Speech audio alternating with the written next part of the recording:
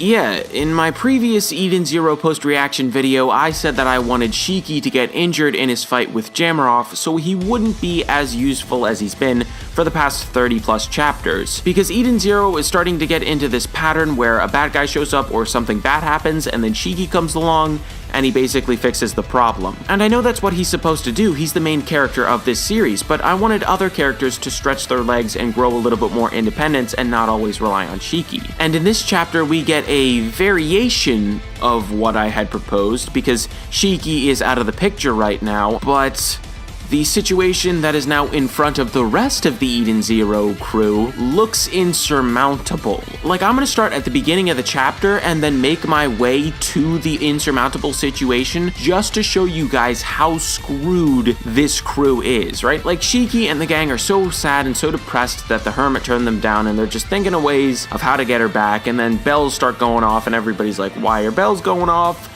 It's the middle of the night, let's go investigate this. So they walk outside and they see a massive horde of demons. And they're like these giant cow-looking things, as well as werewolf-type creatures and goblin-type creatures. But on top of one of the cow things appears a dude named Giron, or Giron. I'm gonna call him Giron. And Giron basically says, look, you are all going to die. All of the NPCs, we're gonna kill you all because Jamaroff wants us to. The human players, however, we're gonna keep them alive so Jamaroff can kill them later. And obviously, Shiki isn't down with what this guy's saying, so he starts putting in the work. He grabs one of the giant demon cow things and starts swinging it around, batting everybody away, but then he sees a few flying demons and he's like, you guys gotta hold it down here because I gotta go do something else. So right now it's just Hamura, Weiss, and Rebecca. And Rebecca and Weiss are like, okay, this situation's a little bit shaky, but if we got the three of us, we can possibly do this. They turn and see that Hamura's left. She's basically said, screw you two,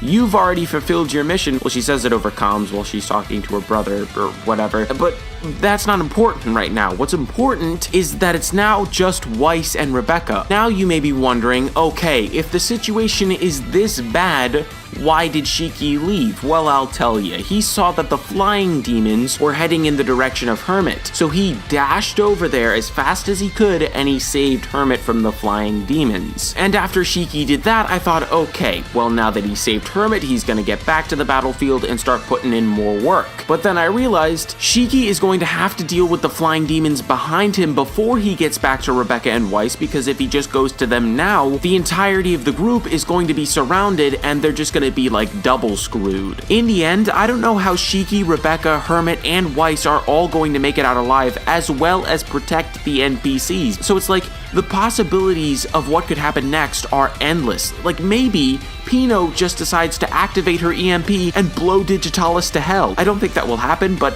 I mean, it could. Who knows? But anyways, that's really all I have to say about this chapter, and if you guys liked this video, make sure to like, comment, and subscribe, and peace out, everybody.